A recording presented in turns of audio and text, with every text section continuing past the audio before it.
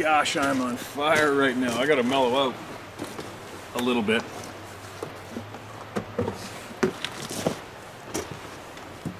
I just made a video for the Rumble channel.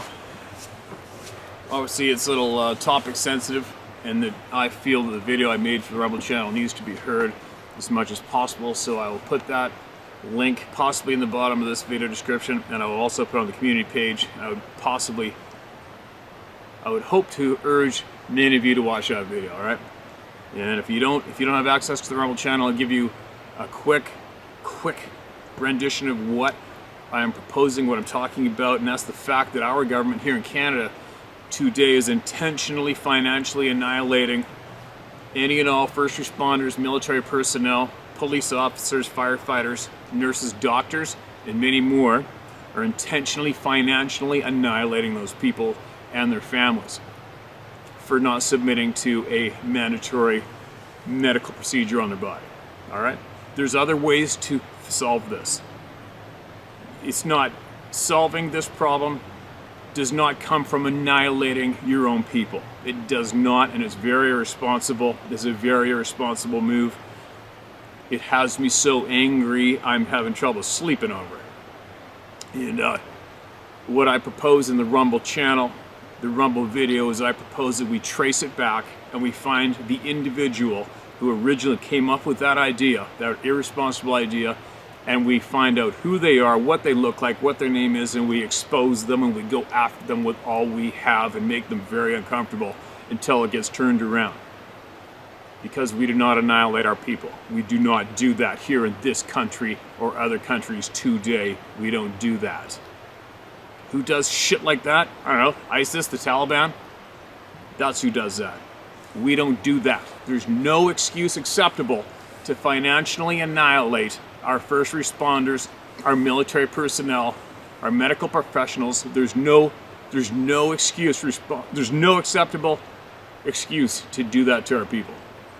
So we need to trace it back, and that's what that Rumble channel video basically is about. All right, and I am going to stand up and fight, and I am going to make a difference. All right, I gotta go on. I'm on fire. Now, another thing I can do for other people today is I can allow their voices to be heard. And that's what I'm going to do as well today. Then I'm going to go home and I am going to turn it around for our people. The wee folk ain't always so wee is the title of this email.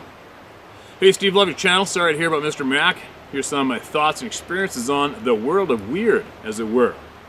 First, some info about myself.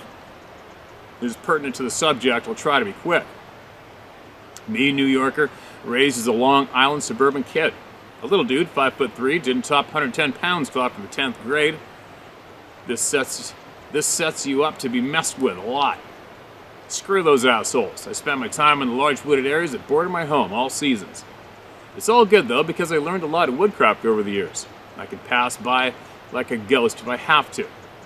I backpacked, solo hiked, stealth camped, and urban explored my way through many places in the Pine Barrens and moraines of Long Island's East End, up through the Catskills into the Adirondacks. From Savannah, Georgia to the Berks Falls area of Ontario. As a young kid, whenever I got weirded out in a place or situation, my dad, a U.S. Navy Beach Battalion veteran who landed at Normandy in Okinawa in WW2, taught me to observe and analyze before jumping to conclusions. I don't go running off to the forests in a panic unless some serious alarm bells start going off. In this way, I've been able to laugh off certain incidents as my own optical illusions. Some pretty convincing ones at that, lol. It wasn't until after high school that I began to read about the Sabbath, and then the old tales from my Irish and Scottish cousins across the pond of the different spirit peoples in the lonely places. They are not always happy little Tinkerbells, but sometimes malevolent spirits and giant spirits as well. But benevolent, neutral, or malevolent, all of them can be extremely dangerous. I only relate experiences that didn't have mitigating circumstances such as a few beers thrown into the mix or a rational explanation.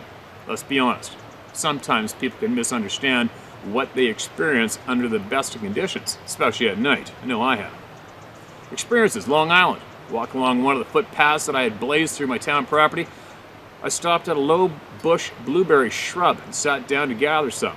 I'd walked some 3 steps further on when I heard what sounded like a dog scratching. Turned around and saw a large red fox under that bush, scritching her chin. She stopped, yawned, and then stared at me, totally calm-like. While I stood there with my mouth open, she stretched, got up, and slowly moved off. That fox was not there 3 seconds before. I would have seen her. As you know, Steve, fox are nocturnal, masters of stealth and skittish. It's rare to see one in the daytime in the high heat of day unless they are rabid or scared out of hiding. She appeared to be neither. Near to the same area, on an overcast, rainy, moody day in autumn, my favorite kind of conditions to solo hike, no one around, I was crossing a field of tall grass about 2 acres worth. I stopped to fix a bootlace. As I was crouched down, the voice of a woman said, "Well, hello there," right in my ear. Dude, I never shot to my feet that fast before. It was a lovely female voice and tone, but is also somehow mocking and mean. Steve, I've passed close by other people without being seen while hiking, but anything male, female, or whatever that can come up on your six that quickly and quietly across an open field is nothing to be trifled with. I got gone, brother. On the same property, in the middle of a very tall briar patch that covered a large area, 2 of my buds and I had used garden clippers to cut a low tunnel into it and make a clearing for overnighters. It was perfect, secure, totally hidden, and impossible to get into at night without getting tore up if you don't know the way. The very first time we tried to spend a night there, we had to leave. As soon as it was dark, we started to hear voices whispering. Hard as we tried, we couldn't explain it. It wasn't animal noises and there was no wind. It was voices, and they were close by, coming from the briars in all directions. We sat listening for maybe 30 minutes, trying to make sense of it before we got out. I've been back in the daytime to examine it, but not after dark. It appears to belong to others at that time. Catskill Mountains, Lanesville, New York, backpacked to the Diamond Notch lean-to with a friend. For 3 nights running, every time I lay down, something started rattling the gear that I had, right by my head. My candle lantern, mess kit, Tommy cooker, stove, sunglasses, etc. I kept jumping up with my mag light. It's got to be a mouse, right? No. There were no chinks in the back or side walls that I was against. A mouse would have had to crawl across me, and there was no time in between the incidents for it to go out and back. I always keep a clean camp, cookware cleaned up, food hung above the ground from trees some 50 feet or so away, and no food scraps left around. What's left to attract critters? That night my bud says to me, "Hey, you're Irish. Why don't we leave a drink of whiskey out for the wood spirits? It'll leave you alone." So he gets out his travel flask and pours a shot in the cap. He walks around calling out into the dark that we were only there to admire the wilds, and just like them, we wouldn't ruin the area. We would appreciate it if they would leave us in peace and such. After he left the drink on a rock at the fire pit, we turned in. I wasn't bothered for the rest of the trip. What the F? Adirondack Mountains, Pottersville, New York. While visiting a friend in upstate New York in early summer, I got up one morning and decided to solo hike up to the top of the mountain that this property included a large pie slice of. It was very wooded. The trail is clearly marked but rocky. I made it up without a problem. Birds, June bugs, squirrels, and the like going about their business. A beautiful day. I sat down at an overlook to enjoy the view. I was only there for about 10 minutes when, just like has been reported over and over, it went silent, dead silent. Even the breeze had died. I've had similar happen before, like when you walk out onto a pond shore and all the frogs go silent, but not that quiet and not without that "oh shit" feeling rising in my chest. That was not the time for the old observe and analyze. I got out of there. The way back was not suited to run down because that would have meant busting a leg on the rocky trail. It would have meant getting stranded up there. It was a very long hike back out of there. Anderson County, upstate South Carolina. While solo hiking one morning, I got to bushwhacking off trail along a creek. Through a break in the underbrush, I saw a really cool grove of red cedars in the middle of all that deciduous forest some ways off. Thinking that I just had to check that out, I was about to start off when I suddenly got the feeling that maybe I shouldn't. As I stood there trying to decide whether or not to proceed, I heard what turned out to be the cracking of a fairly large branch from overhead. Steve, I shit you not, it fell in front of me and got caught up in the underbrush at about chest-high height, making an almost perfectly horizontal bar in my way, like the top rail of a wooden gate. I got the message, moved away. These are just a few of the unexplainable incidents I've experienced. I could send you more at another time if you or your subscribers care to hear them. So where is this all going? The similarities between tales of the Sabbath and tales of the wee folk, both are thought to be spirit as well as physical. Both can suddenly appear or disappear at will. Both are territorial. You feel it when you've trespassed on their grounds, unless you're a dumb nuts. Both have a strong reaction to the presence of iron or steel, as with weapons. Both can appear as something other than themselves. Both can leave you dealing with a string of bad incidents long afterwards, like being cursed. You mess with them at your own hazard. Yet both of them can be appreciative of good manners. Leave when you're told to, explain that you're just passing through and mean no harm, that you won't spoil the area, that you will be a good steward of the resources in nature, and that you will leave them in peace. And yes, the tales of the spirit people tell of how they are agreeable to being offered a whiskey. Although I think that getting a Sabbath drunk might not be such a good idea. I concur. The list of similarities go on and on. Steve, maybe what we're dealing with here are interdimensional beings. Physicists are beginning to come around to this possibility these days. Why all the creepy bullshit from our governments? Does anyone think that governments realized the existence of intelligences that are capable of interdimensional travel, that they wouldn't try to keep it a secret as to possibly harness the tech that would enable their spies, spooks, hired killers, and three-letter agency megalomaniacs to pop in and out of places? You can bet my pasty Irish American arse they would. They'd be capable of anything to do so. Steve, unexplainable things do happen in the wilds. The haters of the world need to get over it. If they're so certain of things, they should go into the woods for a week alone or shut the fuck up. There are more things under heaven and earth that are dreamed of in your philosophy, my dear Horatio Shakespeare. Feel free to use my handle if you like. People already know that I'm a bit strange, but I'm not a liar, nor am I stupid or crazy. Keep on rocking. All right, where's your name? Jimmy the Mike. Okay, Jimmy, thanks for that well-aware email, man. Appreciate it. And I agree with you 100% on all points made above. Although many won't. But it's okay. It's okay to disagree, all right? It's okay to disagree. It's okay to not accept some stories as fact. And it's okay to take from what you will, as long as we're all here in the same place together, right? As long as we're together. It's okay. It's when people start to try to control others, that's when it's not okay, right? Now, what else do we have? My Bigfoot story. Hello, sir. You can use my name. I'm Jacob Bracken. I was 14 at the time. I was on a hunting trip in September 2016. Every year, we go up to my uncle's cabin, pretty secluded in Wyoming, near Lake Viva Naughton, like 7 miles from his cabin. We hunt sage grouse. This particular year, I wanted to sleep in a tent about 50 yards up from the cabin. I have a spring bar tent. We got there around noon, set up the tent, and went back to the cabin for dinner and chit-chat. When bedtime came around 10 p.m., all felt normal. Crawled in my sleeping bag. Did not know what a rough night it was going to be. The rocks started flying in around 12:30. I remember looking at my watch, say 12:32, and they weren't rocks. They weren't rocks. They were huge.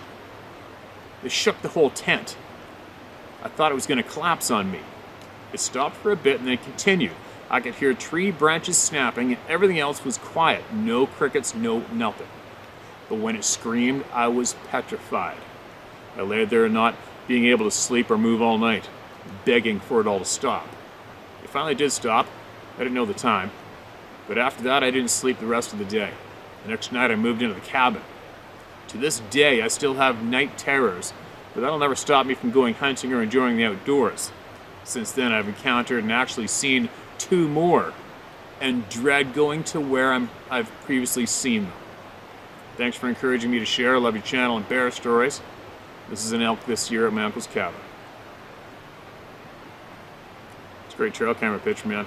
Pictures. Thanks, Jacob. Okay, man, you seen these things? Obviously, I'd be interested in hearing about those experiences you had too, as well as guaranteed tens of thousands of people that are listening to your story right now are going to be curious as to what you saw, right? And thanks for being brave and coming forward in public with what you saw, what you didn't ask to experience, but what you experienced, all right? It's very important that people share and stop being scared of each other, all right? It's people like you that are making this difference, okay?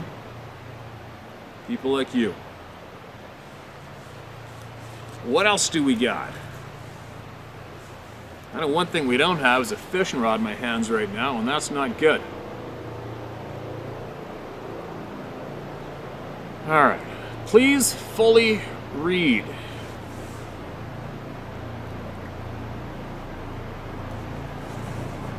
Here comes a helicopter. Go figure. Sounds like it's gonna go right over top of my frickin' head.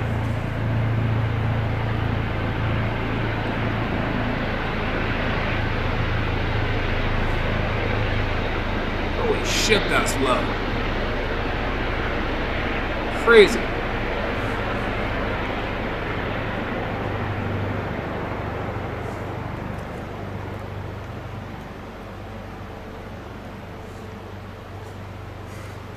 I was like barely over the treetops back there. Anyway, whatever. Please fully read. Greetings from Vancouver, Canada. My story. Please read this all the way through. It's not what you'll expect. I do. You ask people possible answers to speak up, so we all may learn. That's all I want to do with this email, to share, and hopefully give people something to consider. This will be the first time outside of a few very close friends that I've shared this story, due to fear of judgment and ridicule. Well, you found the safe place now. You're all right here. My life since I was 3 or 4 years old has been very bizarre, mostly regarding dreams and spirituality. I could go into a whole mess of rambling regarding what I've seen throughout my life, but that's not why I'm here. I'm here because of a story you read not long ago involving a young man from Kentucky. He describes an encounter with an entity with white eyes, which had watched him from the bushes, stood up tall, then left without a trace. Hopefully you know which one I'm talking about. I've had 2 run-ins now with a similar creature and really want to share what I've learned. Excuse me. Both encounters have matching similarities, the lack of sound, as if the essence of sound is vacuumed from the surrounding area. You've gone deaf, yet you can hear yourself breathing, etc. Number 2, the inability to look away, as if your mind is in shock and disbelief, maybe even fear, but you're compelled to watch. And number 3, the height similarity of between 7 to 8.5 feet tall. My story starts with waking up from a regular night's sleep, no nightmares or anything. I woke up with my arm extended over my head to the point of my shoulder blade being off the pillow. I felt a grip around my forearm that was big enough to be an adult male, but it was so cold. It felt like it had been in a refrigerator, and felt like it had no skin/grip, like human skin. It was like being gripped by air, yet it had form and pressure. I startled once awake enough, and it quickly let go, as if realizing I had woken up. The sound in the room was that same deafening silence your other viewer described, like a void, like going completely deaf, but you can hear yourself breathing. I literally jumped out of bed, freaked out, and didn't know what to do. I didn't see anything out of the ordinary, nor did I hear any movement besides my own. Out of fight or flight, my stupid brain had to go with the dumb choice, so I addressed it, saying out loud, "Coward, fix my ears, and go away, get out of my house." The sound returned. I didn't feel threatened. I never heard a response, so as soon as I could hear properly, I got dressed and ran to find my roommate downstairs to tell her what happened. But it wouldn't be the last time. Second encounter I had was just recently, August 29th, 2021. This time it started with a simple dream. Normally, people wake up from a bad dream and the images will take 10 to 15 minutes to go away. They usually fade from your mind. You forget them and just go about your day just thinking, that was effing weird. Life goes on, right? Well, I remember the whole thing, even now. It's burnt into my head. That's gotta mean something, right? So this dream starts inside a small house. I'm standing in the living room, and I can see the front door is open with the screen door shut to keep the bugs out, like summertime. I see a blonde guy in a police uniform approach the door, then quickly leave. I remember being suspicious, so I followed outside to address him and ask what was wrong. He said he was here to see me for himself. Before I could question this, he pointed to the sky where the dusk had set in and the stars had come out. My vision is crap normally, so I wear glasses for distance. When I looked up at the sky, it was like watching my sight clear up before me to 2020 and more. I noticed planets. I thought they were the usual we could see from Earth. As if hearing my thoughts, he said, "No, those aren't much farther away. Too far for anyone here yet to discover." When I looked down again at him, I was frozen in shock at what I saw. He was no longer human looking. As if taking the risk, he revealed himself to me, perhaps. I remember being unable to speak, just in utter awe of what I was looking at. A 7 to 8 foot being, gunmetal gray, mild blue mix with long limbs, and a figure that resembled a starving Ethiopian. Gaunt looking and abnormal. It had 6 arms of equal length, 3 on each side, all coming out of where a human shoulder blade would sit. Clearly it had no internal organs because there clearly just wasn't room for it. On top of this weirdness, it had only half a head. From the bridge of the nose up was gone. Very strange. I call it a he now because the voice sounded masculine to me, but from what I saw, it was genderless and clearly had no sex whatsoever. I felt nervous, and something suppressed the fear, like I couldn't control the feelings I had in the moment. I finally asked why it was here in my dream that I clearly knew was now a dream. It told me, "We need more brave people like you. The world is going to change soon. These people will be forced to make decisions that will change the face of the planet. It will be a choice no one will be able to avoid."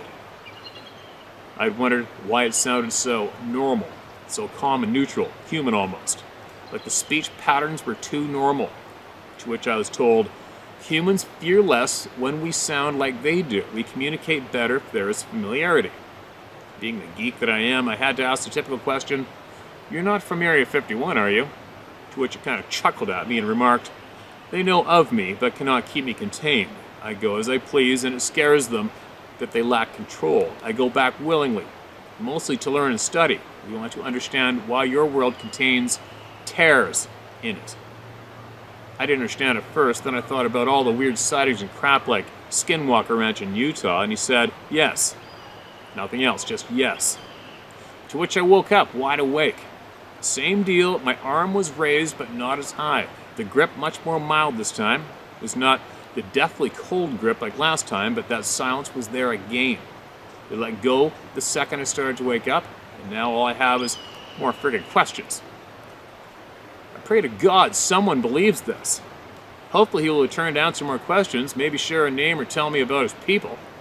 I'm writing constant questions down in WordPad to ask. Stock piling for the day I can get another visit. If I could pass anything on from this creature, I would say this. There's more than one already on the planet. They're smarter than any of us. The intention is not to harm us unless we do so first, and even then, we don't know how. They are dimensional beings, able to see the layers we cannot. They might seem scary, but they are just highly cautious of us and our destructive nature. And finally, they are the types to try to observe from a distance without disturbing us or coming in contact. These are all things I figured out on my own, purely from being in its presence and taking time to deeply reflect on it all. Be brave, everyone. Maybe they are due to become our future allies. Who knows? Crystal F. Whew. Well, there is a chunk for everybody to chew on. Crystal, the dream world brought to reality here on this channel, right? Now let's see how many people out there can relate to what you just shared publicly. How many have had a similar experience? Maybe even right down to the exact descriptive. You never know, right? I don't know. I haven't a clue. Would I like to find out? You're damn straight I would. Why not? Right? And there's only one way we find out. It's by speaking openly, sharing it, and seeing who else has got something similar, right? That's what we're doing. Anyway, that should be about ample for this share. I feel a little more relaxed. Although it doesn't take much to get pissed off when I think about what's going on and how to fix it. And let's hope that we all come together, stop the madness, prevent the irrational, irresponsible decision making, and turn it around and make things better together. Don't just sit there waiting for an order, right? Anyway, I'll be back again with more shares soon. Be safe.